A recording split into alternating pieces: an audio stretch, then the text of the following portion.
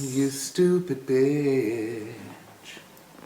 Yeah, you're a stupid bitch. You stupid bitch.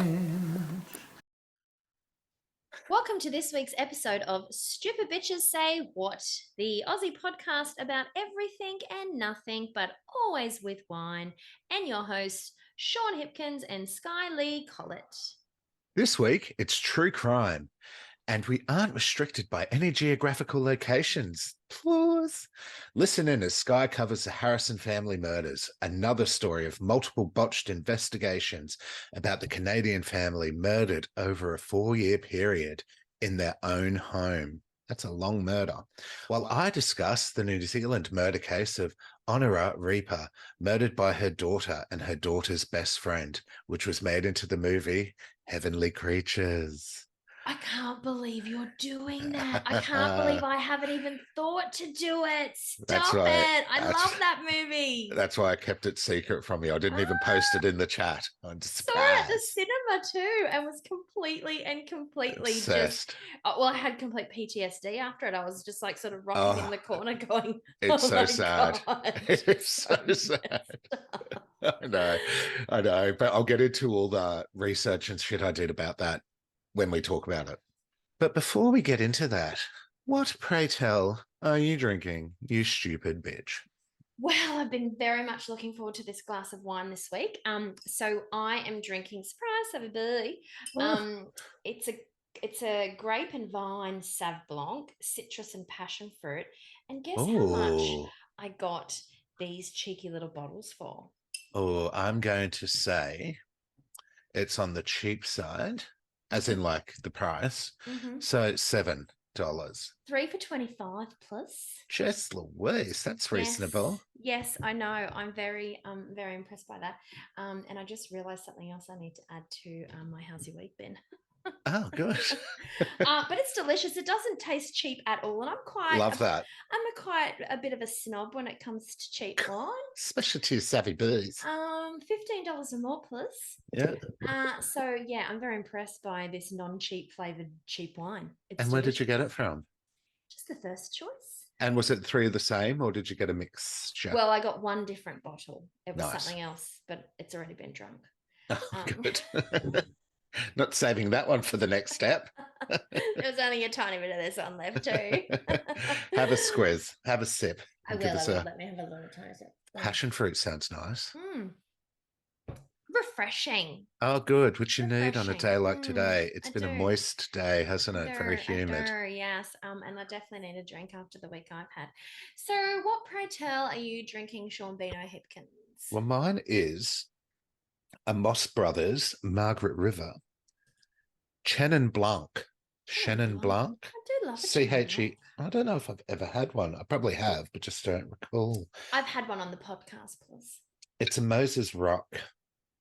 Was the name of a stallion who roamed Margaret River in the 1920s, named after Oh, the local surf break I love a because good of his stallion. wild energy and spirit.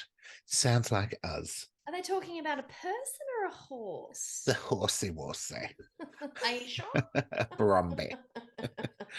But let me have a go. Go on, have a go. Have a little Oh, sip. it's nice. It's nice, Mm. refreshing as well. And how much did you pay for that little bottle? Oh, look, I think, is it a naked? There's a pregnancy warning. It's hard to say with you, isn't it? If it's a naked, It is. I think it's a good I pairs, think it's a if good pair it's days. a gift purchase that someone's just randomly provided you with. Yes, no, I think it's a good pair days. It's nice. It's Something different. someone's just left at your house. Which I will always take willingly. Thank you. But how's your week been?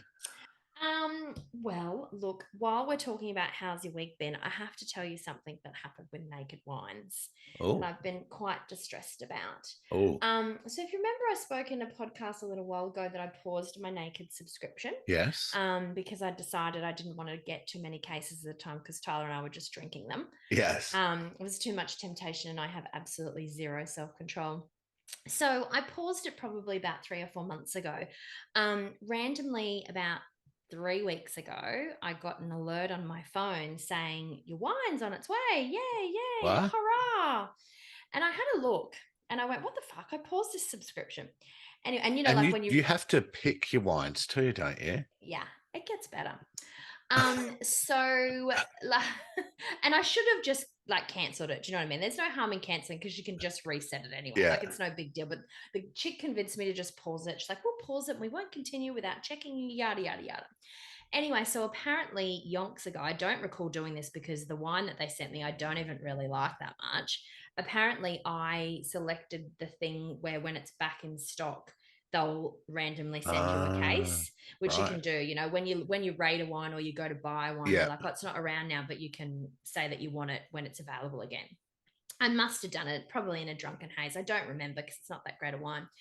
So they sent it to me, even though my subscription is paused, and it was $116 including delivery, and it was only 6 fucking bottles. Oh my Like, God. And they direct debited that. they just took the money out straight away and sent it to me. So then I contacted them straight away. I said, hey, look, you've sent me this. I'm going to pause subscription.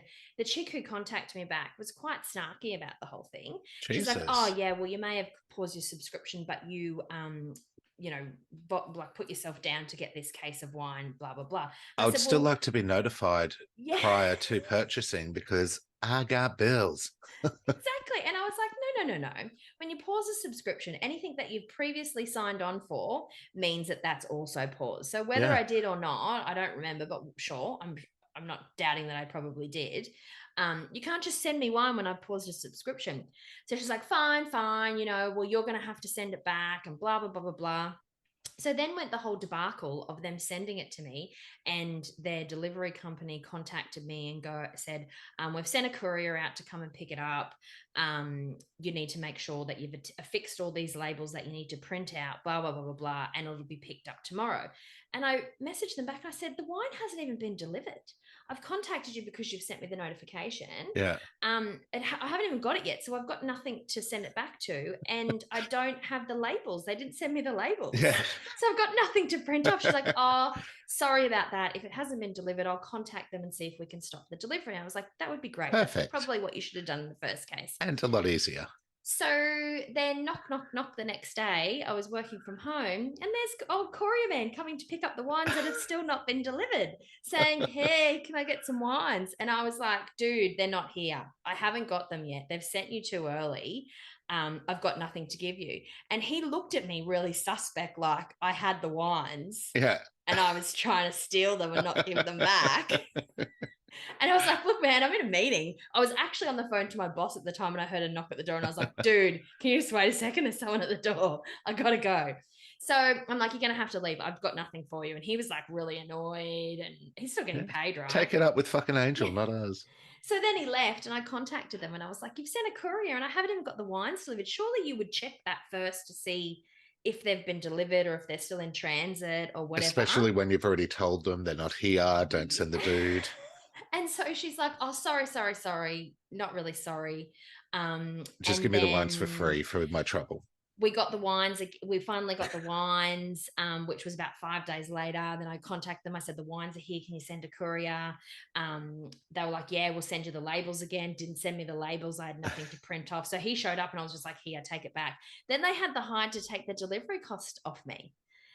And just give me the purchase. And I didn't even fight it. I just thought, do you know what? Because when I'd said to the chick, when she was quite snarky about me being not, had subscribed to this box of 6, I said, look, now I actually want my membership cancelled immediately. I'm not interested in staying with you. Like, yeah, you're saying it's my fault that I've got these wines when I had a pause subscription, blah, blah, blah, blah. Just cancel it altogether. And she was like, oh, fine, whatever, blah, blah, blah. Like she was like really rude. And maybe I was just interpreting things because sometimes the tone comes across an email a certain way. Yeah. But I'm a little bit cranky about the whole thing. Like they've always given really good service and whatever's going on there at the moment, I'm sorry. They need to sort out. Yeah. Do you remember that time we both got a free box delivered? Each. Yeah. They must have sent them to everyone. There must have been some fuck up in their systems. Yeah, that is disappointing. I've got $180 to spend on naked wines, and I was going to do it because our wine racks are getting quite low. And I thought, okay, I'll do a big order. But then I thought, oh, there was no free wine in my basket for like days. And I thought, oh, I'm not ordering until my free wine comes. I Then hear that you. happened. And my next withdrawal happens around the 10th or the 11th. So I thought I'll just wait to that and then just get like about 18, 24 bottles or something. Well, Stock look, that we've shit talked up. about it a few times. I'm just going to try a different one like Virgin Wines or, Yeah, I thought about Cosmire or whatever they are. I'll just see when next time I feel the inkling to buy a whole case, of course. Yeah. I'll just get one of the sign up deals from some other place. Yeah. But and refer me and yeah. you get a little bonus and I'll get a bonus. I know, but I was a little bit annoyed about that whole That is situation. frustrating. That is frustrating. I'm not going to fight them on the delivery cost. Like I could, but look, it's like $12 or $11 or something like that, and it's not worth the time for me to email. And but go still, back that's and forth frustrating. 10 times. Yeah, I know, right? Yeah. I was just like, no, you should pay the delivery cost. So they would have paid like 3 delivery costs because they sent it out and they sent guys twice. That's where they're like, no, sting the bitch. I know, so it costs them a lot more money. But also the price, 6 wines for Yeah. like $102 or something like that. Like, That's not how we roll naked. It's supposed to be about the cheapness. Exactly. Yeah. Well, bargains. The bargains, exactly. Value for money. The thriftiness. Yeah, Thriftiness of it all. And something else that you'll be interested to hear is that I got a brand new phone. Finally. Oh, good. Congratulations. Yes. So my old smashed glass in my fingers, which I also smashed even further, and the smash went right up the side. Oh, God. You could barely see what I was doing because it was so badly smashed, is gone, replaced with brand new phone last night. And fortunately, my phone before that was backed up from the day that it went to shit. So everything came across. It's back on there. Yes. So very happy. Can I request that you go onto Amazon and buy yourself a screen protector? I have brought myself a screen protector and a case. They're in the mail at the moment. Fantastic. I am going solo without any type of protection right now. That's scary, isn't it? StupidBSayWhat did knock my phone off the desk earlier this evening and it landed flat because if you recall the phone that I've been using with all the glass in, I actually smashed the first day that I got it. Yes. Were you like, no? I was in the bath last night and I was on my phone and Tyler walks in and he's like, no, just no. Bah. You got that tonight and you're in the bath with it. Like, are you insane? I'm like, I'm always in the bath with it's my phone. Waterproof. I've never dropped it before. It'll be fine. But I had a few moments where I was like, and if I drop this phone, I'm fucked. Hopefully it's a waterproof one. They usually are nowadays. Water resistant. Ah, yes, that should be all right. Just don't put it in one of those ultrasonic cleaners. Yeah. Do you think it would survive if I dropped it in the bath though? Yeah, it should do. Water resistant usually means up to 2 meters or something, I think. Meter and a half. I certainly don't want to risk it, but sure. No, you don't. Let's try it out. Anywho, that's how my week's been. How's your week been, my love? Please. So I'm the week's been good. I've just come back from some farewell drinks for a girl at work, Hannah, who's leaving the college today. Hi, Hannah. Yeah, so we went and had a few cheeky beverages to just farewell, and just had 2 schooners of beer and wine. You'll be fine, was what my motto was. But yeah, no, it's quite sad because we really bonded at our work conference the other week. And then we came back and she resigned. Obviously not because of me, just new opportunities. But yeah, very sad to see her go. Yeah. So this episode's for you, Hannah, please. But the other thing I wanted to talk about was at our work conference. I ran into an Indigenous colleague of mine, and he's very respected. And it's after the referendum had occurred, which I was devastating about the result. And I didn't know whether to say anything or not. You just don't know what's the it's hard, isn't right it? thing It's such to a hard topic in Australia, which is so sad that it is. Yes, and you want considering the outcome of the vote, we feel like totally. And I was devastated. And can't talk about it. Exactly, and I was devastated for him. And so I'd seen him originally, said hi, whatnot. And then I saw him again. He was coming down the escalators, and I just thought, you know what, fucking say something. So I was like, hi, blah blah. I don't know the word to say, and I started getting a bit emotional when I was saying it to him, but I said, I just really want to let you know I'm really, really sorry about what happened last weekend. It's quite devastating and blah, blah, blah. And he spoke to me and he said, look, brother, I know it is tragic and I hate it myself. And I know you've gone through this yourself with the yes vote and for marriage equality. And he goes, and it just is really disappointing that we have all these people at the table making decisions for people that, you know, when we're not at the table ourselves, and So true. yada, yada, yada. And it was true. And I'm getting to speaking about it now. And he actually spoke at the conference too, because it was the week after, and it was quite a big theme, I guess, because it was so fresh and raw. And he said something that was really quite interesting to the auditorium. He was saying that since that vote had happened, he's walked into a shop that he's been into many times over the last years. He's friends with the people in the shop. And for the first time in about 15 years, he said he walked into the shop and the first thing he did was identify the biggest threat, identify a potential weapon, and then identify an exit. And he hasn't had to do that or feel like that in 15 to 20 years. But since the referendum, that fear's automatically come back to him again.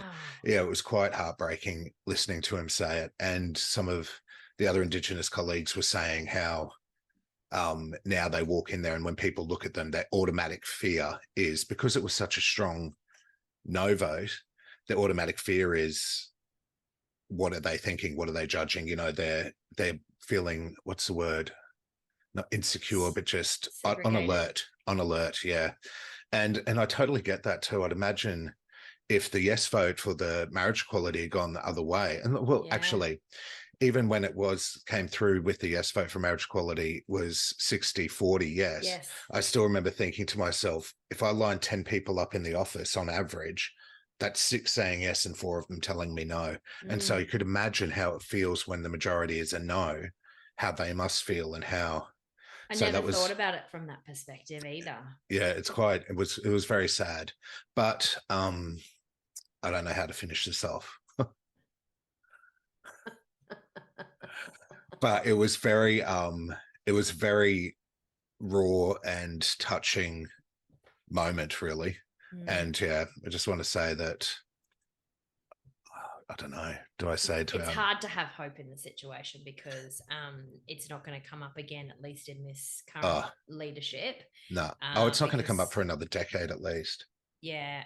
So what do? You just have to, I guess, move on and hope that things just keep educating, move in a positive direction and not in the other way. And this is what another thing he said as well. He goes, so we now are calling for your support. We don't want you to stand behind us. We don't want you to stand in front of us. Stand next to us. Yeah. Moving forward. And and I agree. And I do stand next to you. I do too. But anyway, that was that week. So shall we get into our topics? Yes. I think you're first, you stupid bitch. Yes. And I'm intrigued to hear how a murder of a family lasted 4 years. Oh, okay. All right. I hope I do this justice because there was a lot of information and it's come up recently back in the media again. So, and I'll get to that point. So some of my initial research is a little bit dated, but I will try to do it justice. The Harrison family murders. In April 2009, Bridget Harrison came home to her property on Pitch Pine Crescent in Mississauga, Canada. I hope I pronounced that right. I don't think I did. But you gave it a good damn shot. I gave it a good damn shot. To find her 65-year-old husband, Bill, unresponsive in the bathroom. Investigators ruled his death a medical episode. I've heard the 911 call and it's really sad because she totally sounds like she thinks it's not that serious and he's going to be okay. Oh, please. The same day Bill died, their ex-daughter-in-law, Melissa Merritt, left the province. So Canada has provinces. Violating a court order where the grandparents were cited as having shared custody. So her husband died. The same day, her daughter-in-law left without returning, took their 2 grandchildren away outside of a court order. Melissa Merritt and her partner, Chris, escalated verbal attacks on the family as the ugly custody arrangement between her and the Harrisons continued and grew increasingly tense. 1 year later, it was Bridget's death that rocked the small community and occurred in the same house. Okay, hang on. So the wife goes home, finds her husband unresponsive in the bathroom. Mm-hmm. Her ex-daughter-in-law, that same day, the next day, The same left the province with their grandchildren. And is the son around? Yes. He's still okay. We'll talk And about then, the son in a minute. And then there was after the death, there was fights about the custody battle about the kids because of the court order that she broke. Yes. Well, in the background, basically, there was this escalating that was happening whilst custody battle that was happening in the background. And Bridget is so that's Bill's wife.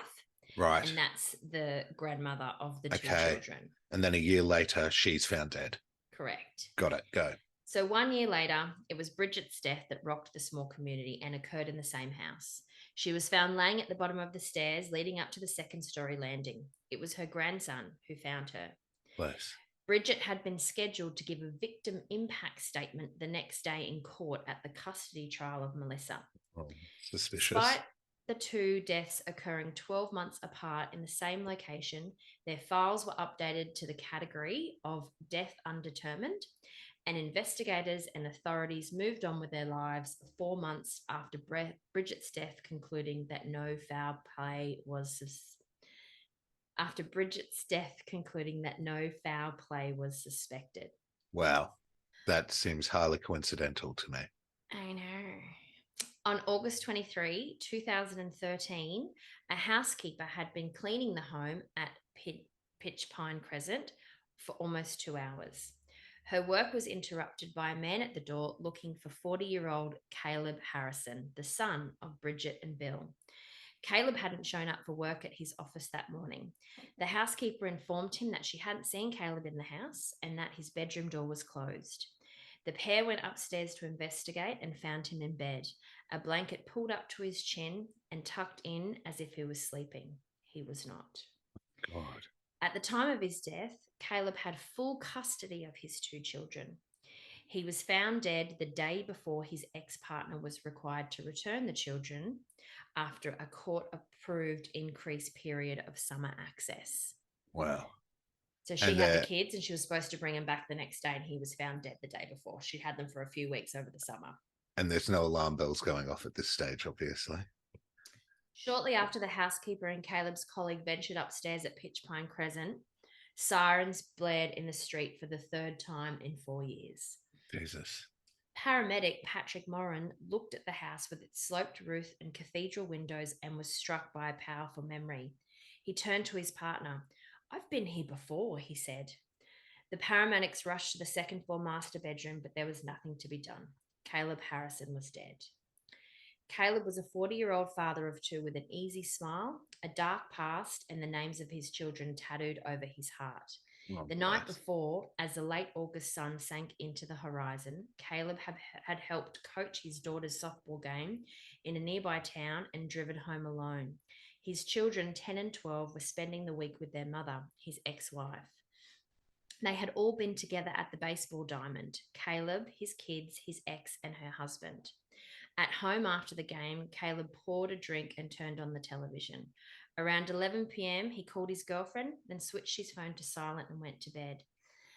A light sleeper, he wore an eye mask and kept a loud fan running in his bedroom. Now paramedics... That sounds like a dream, actually. The eye mask and a dream, the loud mask, the loud fan and an eye mask. I slept with an eye mask, please. Now paramedics and police stood over Caleb's body and noted troubling injuries, bruising and abrasions on his neck, swollen knuckles, deep scratches on his chest. Jesus. Called in to photograph the scene, Constable Sonia Mackin, a forensic identification services officer, entered through the front door and, seeing the carpeted staircase leading to the second floor, had the same flash of memory as the paramedic. Years earlier, Mackin had photographed another body right here at the bottom of the stairs. She'd been there before too. Outside, the commotion of cruisers and police tape set off a chain reaction of telephone calls. A neighbour phoned a family friend who phoned another friend who phoned Elizabeth Gallant, Caleb's aunt, who lived nearby. The friend said she'd heard a terrible rumour. Gallant gasped at the news. Finding it impossible to believe, she got in her car and drove to the Harrison residence. Jesus. The town's regional police would come to believe that the same perpetrators were responsible for all 3 deaths, a theory that, if proven, meant that someone had gotten away with murder twice before and that authorities had missed 2 homicides. Mm. And she's married again now, you were saying. Yes, that's correct. This was the final straw for the Harrison family. How could 3 unexplained deaths all occur in one family home to one family? No one believed these deaths were accidental. Especially with the timing of them all too, right before she was meant to do a character reference, right before he was meant to get the kids back. And she takes the kids the day that they're all distracted because the husband's dead, the first murder, well, the first death occurred. Investigators quickly determined that the scene of Caleb's murder was staged to look like a robbery gone wrong and found defensive wounds on his hands, indicating he fought back at his attacker. And then went to bed and pulled his blanket up under his chin. Exactly. With an eye mask. This also did not fit with him being neatly tucked into bed. Yes. Fortunately, Caleb's death raised questions about his parents. The 3 Harrison family members were found dead in the span of 4 years.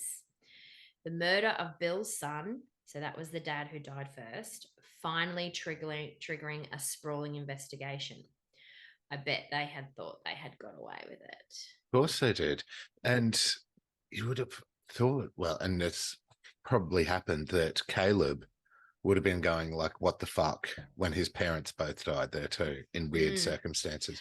But when the authorities say, like, you know, I guess sometimes you don't believe people are capable of what they're capable of either, right? Yeah. But do we know how the dad died, the first death? They just thought it was like a heart attack or something. No, I'll get to that. Melissa was arrested along with her husband, Christopher Torrey, in January 2014. They were both charged in the murders of Bridget and Caleb. Christopher alone would be charged with Bill's death. Ooh. A criminal trial led to murder convictions in 2 of the 3 deaths, but it did not expose a series of missteps that led to this extraordinary investigative failure. Pieced together, records disclosed over 4 years of criminal proceedings tell a story of mistakes made at every juncture by police, coroners, and pathologists. Yeah, because you would have thought, well, I would have thought if I had gone, seen someone die, had one death, and then the mother's death afterwards with all the shit that's going on, even though it may have been ruled, oh, it's all fine, you'd still go, let's look into the potential that it's not. Yeah, and look, they could have been some of that. There could have been where they had, you know, the family members had said things, but the police had just ignored it or whatever. But apologies, but that did not come up in my research. Do we know what year it was? Sorry. So 2014. So there's no excuse, really. It's not like it was 82 with the like too hard basket. So it's less than 10 years. Was the dad. First. 2010 was Bridget Harrison. 2013 was Caleb Harrison, the son. Yeah. And 2014 was when they were charged. Yeah. And it's so sad because they could have definitely saved at least the son's life if they looked into it properly. Totally. In the first 2. Yeah. The Harrison surviving family members believe the murders of Bridget and Caleb could have been prevented if the first death had been properly investigated. Sorry, stupid bitch. Doug Blackwell, Bridget's only sibling, sat through much of the trial, incredulous at how clear the evidence of his sister's murder turned out to be. My faith in justice has been destroyed, he said. So this is Caleb's uncle. Correct, yeah. Yeah. Chris, this is the husband of Melissa, confessed to killing Caleb and Bridget, claiming Melissa had nothing to do with it. His confession is available online if you want to go and listen to it. He claims he hit Bridget a couple of times and strangled her. Her cause of death was labelled as being caused by asphyxia. I'm sorry, how do coroners miss the evidence left by someone being hit and strangled? Especially the And strangled noting part. that it was asphyxia that killed them. If they thought she fell down the stairs, okay. But if she was strangled, there's going to be evidence of a strangulation. What did they think she did? Have you seen that meme of the call me dramatic and it's like in a Bollywood film and the mother slaps the daughter and she goes flying over to the bed and wraps herself up in the tulle from the bed around her neck and she's like, that's it's like, is that what they thought happened? I know, right? It's pretty bad.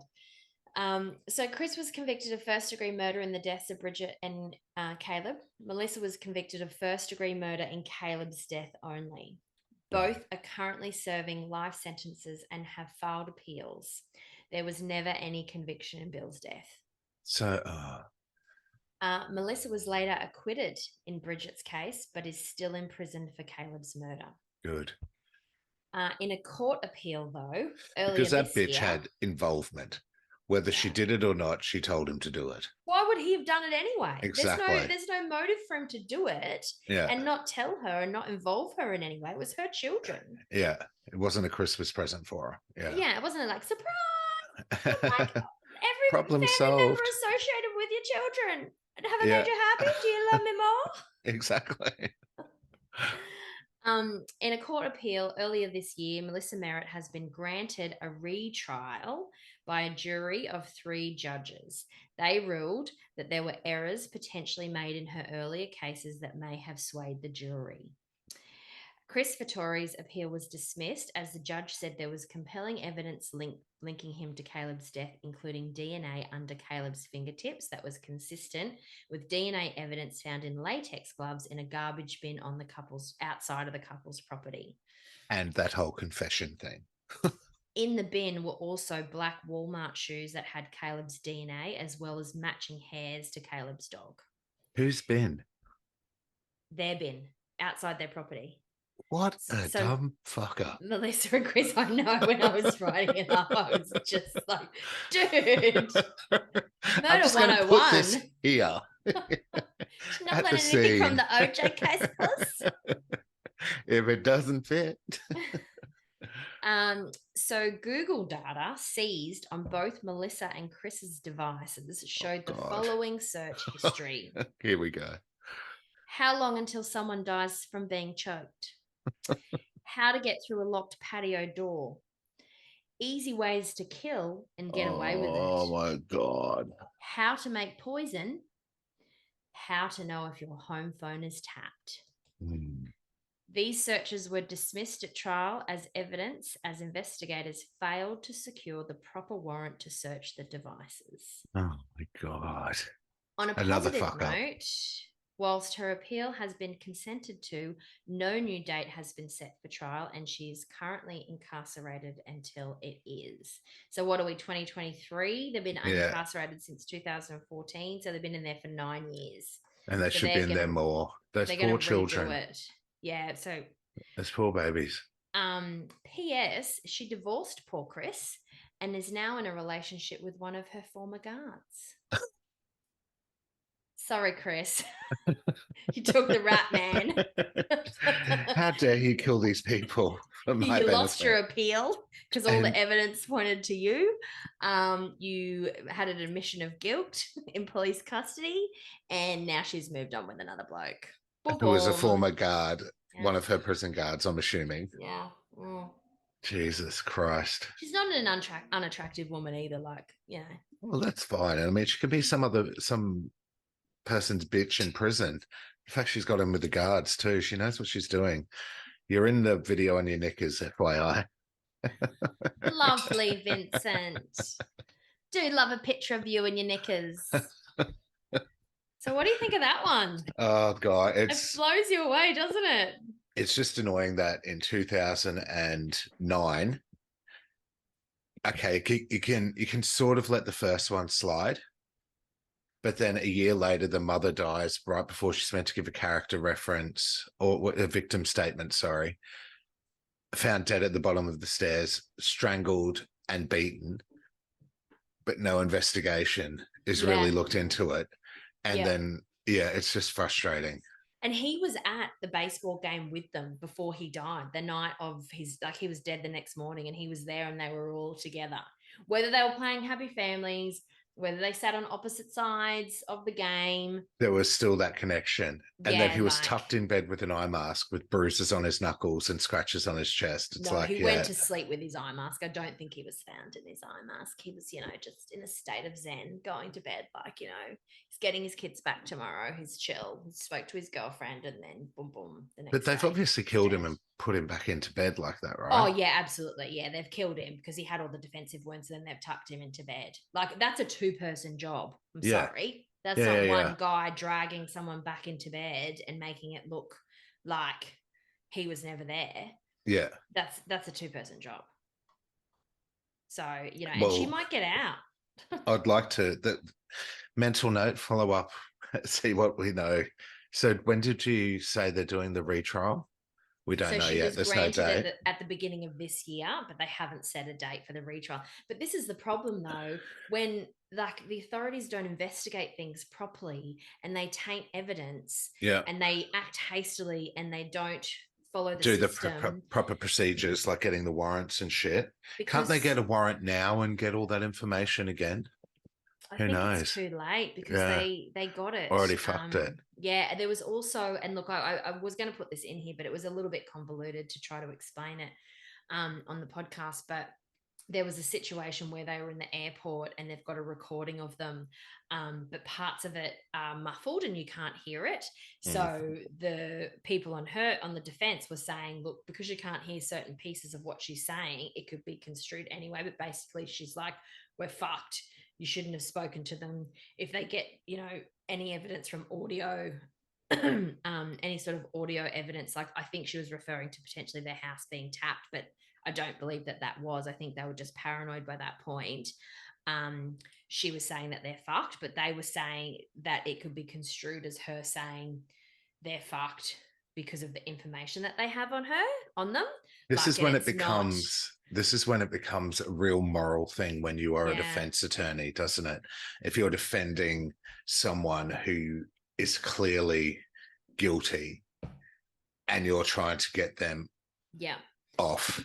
But it comes back to that whole reasonable doubt thing. And look, you can plead it both ways, but I think the law is so specific for a reason. Yeah. That it's And I get trying to that. protect both sides. Of course. And you'd want that if you were innocent. Yes. You would definitely want that. But then there's other cases that we've talked about where it's been completely misconstrued, and because they've had a terrible prosecutor or a terrible defender, they've been completely fucked. It's like, who's the smartest kid? Do you know what I mean? Like, who's the smartest person who's going to, like, not manipulate, that's not the word I'm looking for, interpret the law in a way that people will believe that side of the story. Yeah. And who's find the best loopholes debater? and exactly. Pretty much. But it's like, with the whole staircase thing.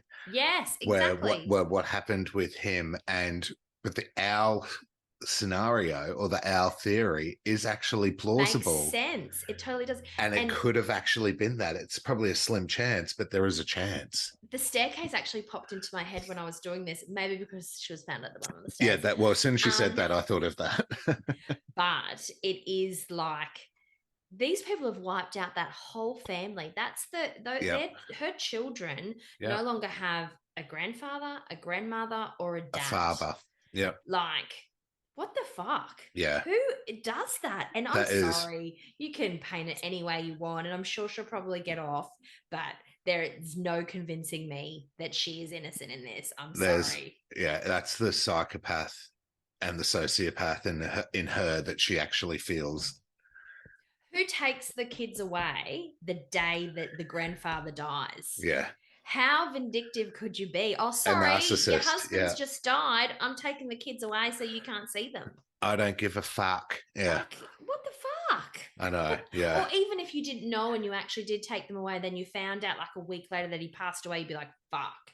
I got to go back. Yeah. Like this family's going through real trauma. Their grandfather's just passed away. Their dad must be beside themselves. I got to take the kids back. That's just mean, man. Yeah, totally. It's narcissistic. But that's a psychopath. They don't care about anything but themselves. It is. Yeah. And to believe that, it took the third death for them all to be like, oh. To piece it together. Hang on a smidge. It's a little bit suspect. Exactly. A bit of divorce, you say? Interesting. What about the paramedics, though, and the police showing up at the same scene over and over because it was a small community? Like, I've been here before. Actually, I've been here twice before. Now I'm here thrice times. The last murder case we dealt with was right here. Yeah, that's fucked up. Good case. Good story. I haven't heard of that one before. No, I didn't think that you had. I hadn't. I like it. Okay, your turn. All right. So, as we know, the case I'm doing was made into a feature film, Heavenly Creatures. Ooh. So I'll just go straight into it. This gives me shivers already. I'm shivering. Pauline Parker and Juliet Hulme seemed like perfectly ordinary teenage girls. However, after the two teenagers had become obsessed with each other and the fantasy world they'd created, their friendship took a very dark turn. And on the 22nd of June in 1954, 54th. Oh, it's in the 50s. Yeah. That's why a lot of this stuff, the societal expectations and shit like that come into play. Yeah. So on the 22nd of June 1954, it would mark a day that would be remembered in New Zealand for decades to come after they viciously murdered Parker's mother, Honorah Reiper. The scandalous trial that followed captivated New Zealanders, and the story was even turned into the feature film, Heavenly Creatures, which was released. Watch it, people. If you haven't seen it, it will fuck you up. It's gory as fuck. Released in 1994, directed by Peter Jackson. Oh my God, I forgot that. Lord of the Rings. Because he's New Zealander, isn't he? Yes, yeah. That's why Lord of the Rings is all there. Of course, yes. And also a movie called Meet the Feebles, which I think is around 93, maybe, no, actually, I think it's early. I think it's 92. With the puppets? Yes, and it's pretty, like, I think Tyler would fucking love it. It was one that my family and I watched when it came out on VHS, and loved it. Like, I don't know, I don't think it's on any streaming services, but you might be able to get it on YouTube, but it's fucking weird, but it's fucking great. Anyway, the movie Heavenly Creatures starred Kate Winslet and Melanie Lynskey. You know Melanie Lynskey? Yes. I'd love them both. She's also married to John Ritter's son. Oh, is she? Yeah, you know John Ritter who died? Yes. It was on 7 Simple Rules for Dating. Or is it 7 Simple Rules? Simple Rules for Dating My Daughter. Yes. Yeah. And she was in Yellow. She's in Yellow Jackets, and she was in The Last of Us. Yes, she was in The Last of Us. She was also in the Men and Two Men and a Boy. What's the one? 3 Men and a Baby. No, the Charlie Sheen one. Oh, Two and a Half Men. 2.5 Men. Yeah, she plays the girlfriend or the one who's obsessed with Charlie Sheen's character. I think. Oh, she's I didn't quite know that. crazy. Yeah, she's in. So to be fair, I didn't. Heaps. Yeah, well, she was in Ever After as one of the stepsisters, but I never watched 2.5 Men. If you wikied her, she would have thousands of roles. IMDb. Yeah. So what exactly led to the infamous Parker Hulme murder? I wonder if her and Kate Winslet are friends. Yeah, I know. That'd be nice to know. Yeah. Yeah. I wonder if they kept in touch all these years. Like the two murderesses did not. Anyway, well, dear listeners, settle in and let me tell you a tale, please. All right. So Pauline Parker and Juliet Hulme were two girls at first glance couldn't be more different.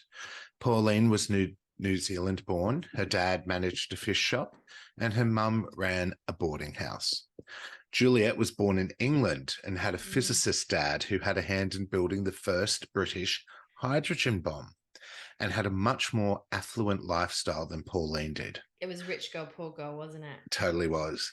Pauline was on the shorter side, had a bit of a surly demeanour and dark hair, while Juliet was tall, attractive, and had a charming English accent.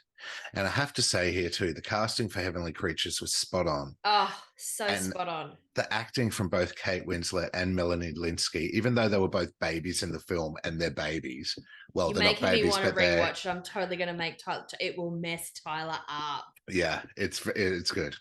Even though they're both babies in the film, their acting is fantastic. And in particular, Melanie's portrayal of Pauline. So when you see the pictures of Pauline compared to Melanie, it's spot on with the surliness, the whole grumpy face look she does. She's great. Anywho. And it's quite beautiful in the beginning, isn't it? Like their friendship and Yeah, everything. totes. It's quite lovely. And then it goes super dark and twisted. And it's kind of cuckoo, their friendship as well. Anyway, despite their contrasting backgrounds, these girls had become fast friends when Juliet's family moved to Christchurch in New Zealand. Both girls also had their health issues when they were younger, and they'd both spent a large amount of their younger years in hospital. Pauline had a bone disease that I'm not going to even attempt to pronounce, but she says basically her bones were like chalk, and it took 2 years for them to drain the crap out, is what she says in the movie. While Juliet had respiratory issues. So her parents sent her off to the Bahamas without them for 5 years, where it was warmer, for her health. It's actually quite sad. So Vinny and I watched the movie this week, and I tried to find where it was streaming. It's not on any platforms, but you can watch it on YouTube free of charge, ad-free. Don't have to have YouTube Premium, yeah. So I made him watch it because I'd done my research, but it glossed over. Refresh it all. Yeah. I wanted to be able to build more on some of the scenarios. And it's quite sad when you see how Juliet is just fobbed off by her parents throughout it, which affects her quite a lot, as portrayed in the film anyway. But it was because of those health issues that they had that they actually both formed their friendship, because they both had to sit out of physical education classes together. So, unlike the peaceful intellectual life Juliet shares with her family, Pauline's relationship with her mother, Honorah, is hostile, and the two fight constantly. Pauline spends teenage girls do with their mother. 100%.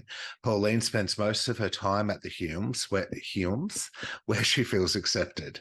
But in saying that, the relationship with the mother, as per the film anyways, is fine in the beginning. That's a standard relationship between a parent and a teenage daughter, somewhat volatile at points, but the mother is fine. She's actually a reasonable woman. It's just the kid's a young teen who thinks everyone's against them and they want to do their own shit and make their own decisions, and they know better than everyone, just how it is in life in general.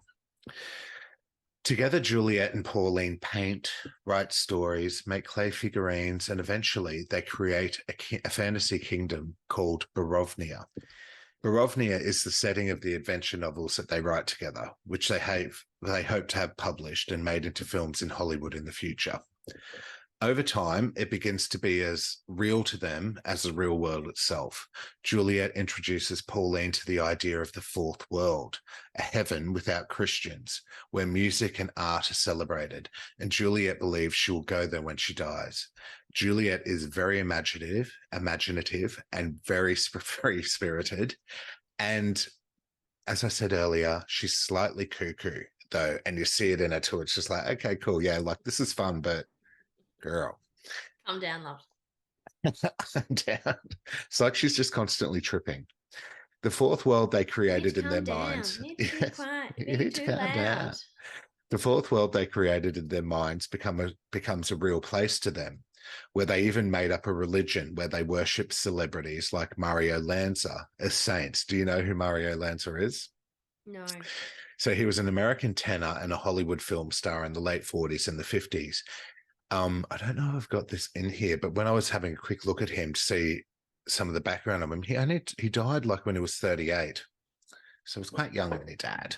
Anyway, the only reason I know who he is from Year 5 choir, where we sang one of his songs called Serenading a Mule. And I used to sing it all the time. I'm not shocked by this. I'm not shocked. Jesus Christ. Superstar. And I used to sing it all the time around the house when we were learning it, which my mum found hilarious at the time. She used to just fucking start saying the line from the song "Serenading a Mule," and then they play it in the movie, and it's amazing what your brain actually retains. So I remember obviously watching the movie when it came out in 94, 95, and I remembered the song, but all I could remember was the title. And when it was playing in the movie, I was able to sing along with it slightly, like some of the verses, and it goes like, "There's a song in the air, but the fair senorita doesn't seem to care. There's a song in the air." Watch it when you watch You it. love a chance to fucking sing on this podcast, mate. That's the whole reason you and I know Jesus Christ Superstar is because I was in the choir at Vienna Woods Public School, or Fiona state would school, state school, please. many moons ago, and I also sung in Jesus Christ Superstar musical at school. Well, the I didn't know choir. you went to Vienna Wood State School. Yeah, I went to That was Vienna up the Woods, road from where I lived. baby. Yeah. Anywho, slowly they became more wrapped up in their imaginary world and less connected to reality. Here's an excerpt from Pauline Parker's diary about it all from the 3rd of April in 1953. "Today, Juliet and I found the key to the fourth world." Is that Kiwi? Excellent accent, by the way. Excellent. Thank you. "We realize now that we have had it in our possession for about 6 months, but we only realized it on the day of the death of Christ. We saw a gateway through the clouds. We sat on the edge of the path and looked down the hill, out over the bay." Am I sounding more Australian than I am Kiwi? Getting there. You're getting there. "The island looks beautiful." I'll just speak normally. "The sea was blue. Everything was full of peace and bliss. We then realized we had the key. We now know that we are not genii," which is plural for genies, please, "as we thought. We have an extra part of our brain which we can appreciate the fourth world. Only about 10 people have it. When we die, we will go to the fourth world. But meanwhile, on 2 days every year, we may use the key and look into that beautiful world, which we have been lucky enough to be allowed to know of, on this day of finding the key to the way through the clouds." So their fantasy life becomes a usual escape from the real world, and the two engage in increasingly violent, even murderous fantasies about people who oppress them. So the clay figures they make are characters in the fantasy world, and they imagine them stabbing and killing people who get in their way and try and stop them from doing what they want. One day, however, during class, Juliet has a coughing fit and coughs up some blood, and she's diagnosed with tuberculosis and sent to a clinic. That's what my grandfather died of. This happened shortly after her parents advised her. So the parents, right before she gets diagnosed with tuberculosis, her parents advise her that the father has a conference that he needs to attend in the UK. And the mother has decided that she's going to accompany him, leaving her with carers in New Zealand, which makes her quite distraught. And even though she then gets diagnosed with tuberculosis and she's in the clinic, they still go ahead with their journey and leave her there by herself while she's recovering. Totally. It's so sad. Juliet and Pauline begin writing to each other while she's being treated, but not only as themselves, but also in the roles of the royal couple of Barivnia. So in the fourth world, they'd write 4 pages as their characters to each other, and then a couple of pages as themselves. And the characters they embody are in a relationship together. God, being a teenager's cool, isn't it? You can really just let go. Do anything. Anything's real. But it's interesting that they kill her mother and not Juliet's mother, who seems to be like the real fucking bitch. Yeah. While Juliet is in the clinic, one of the lodgers at the boarding house run by Pauline's mother falls in love with Pauline, who was 14 at the time, and he's definitely over 18, I'd imagine, but they don't really say. Anywho, he goes into the room with her one night and ends up laying in bed with her under the covers. And he's like, "I love you, Pauline." And she's like, she's 14. So she's like, "Oh yeah. And anyway, this teacher at school is such a bitch," and rah, rah, rah. She's talking like that. Next minute, he's groping her. But then the father walks in and finds them together. The lodge is booted. And of course, it's the 50s. So it's all Pauline's fault, even though she's 14 years old, naturally. They don't sleep together at that point, but the incident fuels more of the conflict between Pauline and her mother. One night, she sneaks away to meet the lodger, and they do end up having sex. and she tells Juliet about it, and it makes Juliet very She jealous. goes psycho. Yeah, I remember that bit too. Where Pauline assures her that boys are shit, basically. Like, and you can see, and like, obviously, this is what I got from the movie, not from the research, but what they sort of portray in the movie is while it's happening, it's sort of like, when sex is such a thing when you never had it and you just got to do it just to do it. It's a huge deal. It's like the biggest deal of the time when you're a teenager. When you're it's that everything. age. And so she just did it, obviously, to just do it. I believe that they were lesbians, and she just did it with a boy just because that's what she thought she had to do, I guess. But she doesn't like it. After Juliet is released from the clinic, their relationship intensifies. Wary of her attachment to Pauline, Juliet's father speaks to Pauline's parents about it, who then take her to a doctor, a psychiatrist. The doctor suspects that Pauline is homosexual and uses it to explain her dramatic weight loss and increasing anger at her mother because it's a mental health issue. Of course. And it was also a crime in New Zealand at the time. She did also have some mental health issues, please. She did. That's reflective of what happens next. Their deep obsession with each other continues, and they end up practically inseparable. Juliet discovers that her mother is having an affair with this guy, one of her, because I think the mother's like a psychiatrist as well, or a psychologist, and it's one of her patients, or she's a counselor or some shit. She confronts her mother and demands that her mother pay her £100 or she'll tell father. But the father already knew. And they were living as a threesome, non-sexually, as they had to keep their marriage together until they figured shit out. So I'm assuming maybe it had to do with something with his job at the university and not looking good if he was divorced, blah, blah, blah. In 1954, however, Juliet's parents decide to get divorced. The father is moving back to the UK, and Juliet's like, you can't leave me here with mother by myself. And then the mother reveals that they're actually planning on sending her to live with her aunt in South Africa for her health. Apparently, they were open to Pauline going with her, but when Pauline mentions it to her mum naturally denies her, saying, no, your place is with your family, you're 14 years old. So the teenage girls, aged 16 and 15 at this time, came up with a wild plan to kill Pauline's mum. Another part from her diary is, why could not mother die? Pauline Parker mused in her diary. Dozens of people are dying all the time. Thousands. So why not mother? And father too. On the 22nd of June, 1954, which Pauline called the day of the happy event in her diary, they invited Pauline's mum. This is really sad. They invited Pauline's mum for a walk in Victoria Park. It's really sad in the flick too, because the mum feels excited that her daughter wants to spend time with her finally. They're getting along, and she's really looking forward to the day with the two girls. They get to the start of the path where the girls are like, come on, let's go. And the mum's like, no, let's have a cup of tea first. And they duck into the cafe there, and they have a lovely Devonshire tea together. And then they start the stroll through the park. Pauline leads the walk with the mother in the middle and Juliet behind them. Juliet drops a pink charm on the path, and as they head back to get to the bus, Pauline points out the charm to the mother, who bends over to have a look. It's at this point that Pauline pulls a stocking out of her bag with half a brick in it and strikes her mother from behind in the head and continues to bash her. The mother is in complete shock and starts screaming as she continues to get bludgeoned. The girls then take turns in bashing her, hitting the mother over 20 times before she dies.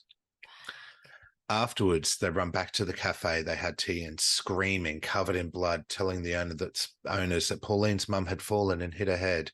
But it didn't take long for the truth to come out. A detective described the attack as animal ferocity, and the bloody brick was found nearby.